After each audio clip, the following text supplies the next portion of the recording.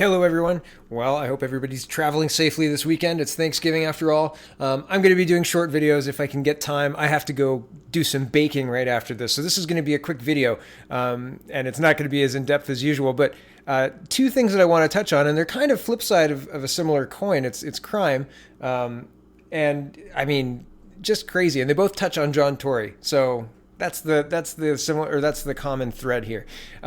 So Faith Goldy. She's running for mayor of Toronto. She's usually polling third, and until the polls decided to denounce her, because that's what they do.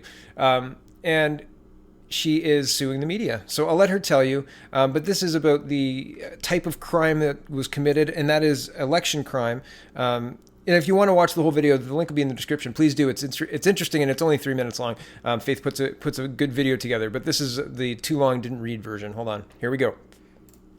$1,000. I know what you're thinking. That's a fortune, and I agree with you. But this is regrettably just the price of achieving democracy and justice in Canada. See, regular police don't deal with these types of crimes. Only the for-profit legal sector can take this on. The weasels in the mainstream media count on this. It's how they get away with lying and cheating we the people. So now, the question becomes, what are you willing to pay? Okay, and I'll leave it there.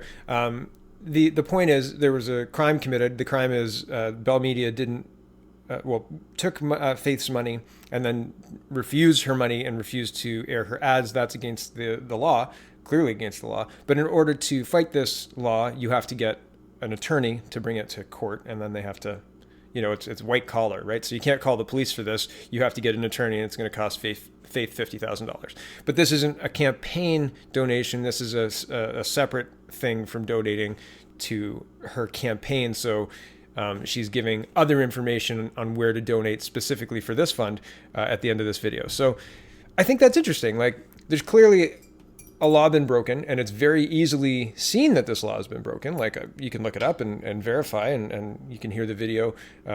Faith, again, does a good job at laying the whole thing out, so I'm not going to repeat her work, but it's clear that something was not right here, and nothing is being done, and this mayoral candidate has to take on the media, and a connected media at that, connected with the mayor of Toronto media. So that's interesting. And it's interesting that it costs that much money to try and, as Faith said, bring democracy to the process. Like, you'd think that would be built into the process, and it is. They're breaking laws, right? But they're doing it with impunity because it costs $50,000 to even retain a lawyer worth their salt to take on a company that's Bell and associated with Rogers, right? So, I mean, wild. So that's one aspect of this story. Link is in the description. And the other aspect is, this was published, and this is an opinion piece, by the Globe and Mail, by Angela Wright, that says, the title of this article is, Police Forces Across the Country Should Give Up Their Weapons. And I was like, what? So yeah, we're going to go through this really quick. And it's just mind-blowing. Like, they're trying to, this handgun ban that Mayor Tory supports is trying to, push the de-armament of Canada, I suppose, disarm the population.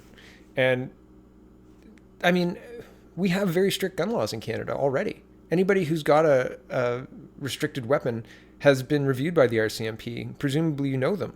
Like, you being the RCMP, you have a list of them. That's the rules, right? If you go up to any gun club or anything like that, you have to have a firearms license. And if you have a handgun, you have to have a restricted license. And to do that, you have to apply to the government, and they have to give you a license. And then you have to show the license to purchase the weapon.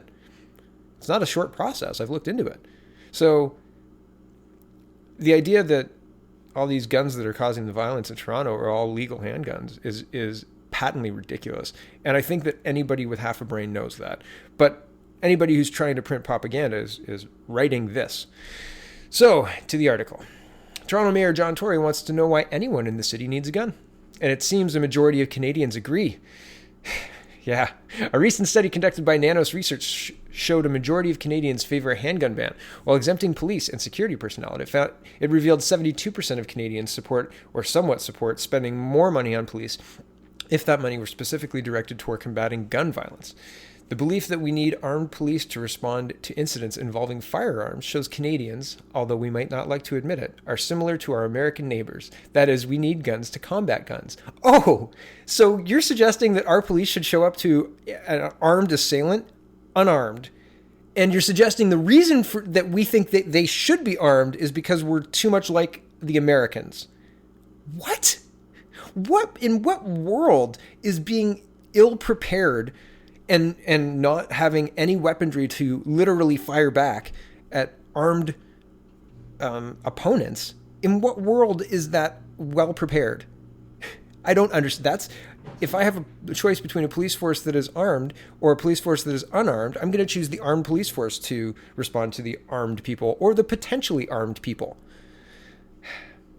Okay, having an unarmed population isn't even necessary for having an unarmed police force. In Iceland, a country with a gun possession rate similar to Canada, police don't carry guns, though it's police special forces do. When armed special forces began patrolling public events in downtown Reykjavik, there was much public backlash. Yeah, okay, sure. With frustration toward police violence mounting across Canada, particularly in cities such as Toronto and Montreal, that have seen many high-profile police killings. So again, the total numbers are here in just a minute, which are 461 victims. And that's from the year 2000 to the year 2017. That's not a lot of victims in that time period when you compare it to somewhere like the United States, who has very different gun laws. And you can't even compare the two because it's not apples to apples at all. Like the gun laws have been very different for the whole time period between 2000 and 2017. So, okay, back to the article here. But the point is, sorry, not back to the article. I'm gonna talk a little bit more. The point is they're trying to push you to believe that one, police killings are on the rise, which our numbers are very low, and two, the majority of people support a handgun ban and assault weapon ban, which is essentially just long guns, because that's what I don't believe assault weapons are sold in sale.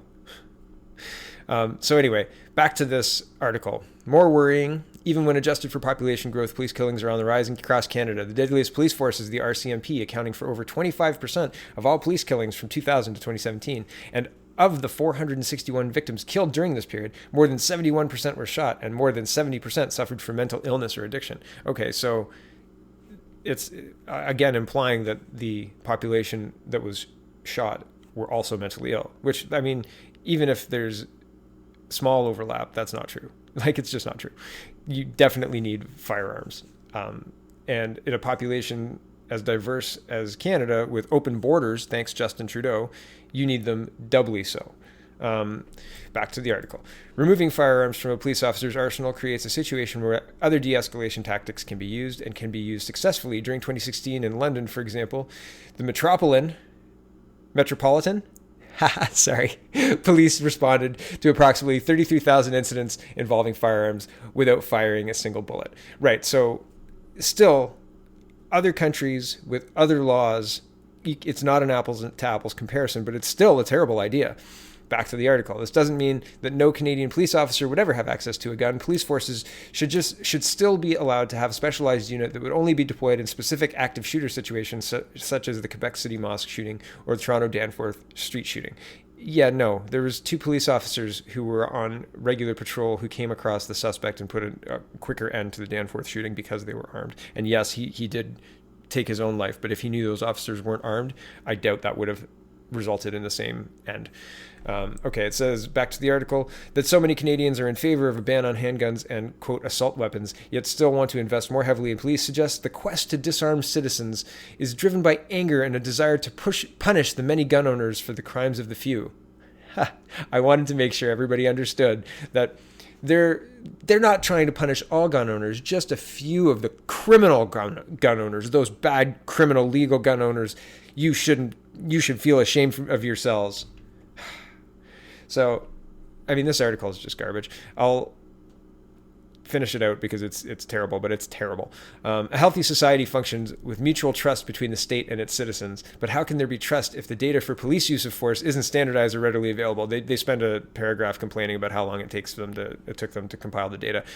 My question to you, Globe and Mail, is how can there be trust between a government and its citizenry when the government refuses to execute its laws appropriately for some citizens and it uses different laws for different citizens? Also, it has open borders and decides to spend a whole lot of taxpayer money on these citizens, these non-citizens, and didn't ask the taxpayers about that. How do you have trust between your citizenry and government then?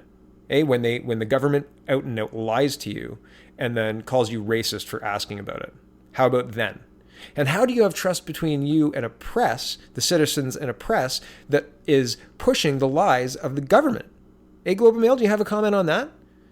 I'm interested. How does a propaganda machine that is just printing the propaganda of the government have any credibility at all? Can you answer that? Back to the article. It's undeniable that Canada has a gun violence problem. As I've previously argued, this country needs solutions that are both innovative and bold. Yeah, so disarming everybody, right? That's the idea. This is the end of the article. If the purpose of disarming the public is to reduce the number of people who are shot, disarming the police must be a cornerstone of that. Canada can join the rank of 20 other countries across the world and fundamentally shift the relationship between police officers and the communities they serve. Yeah, and the 20 communities they're talking about that have unarmed police forces are like small island nations, and they note that in this article. They say, oh yeah, it's like small island nations and the UK.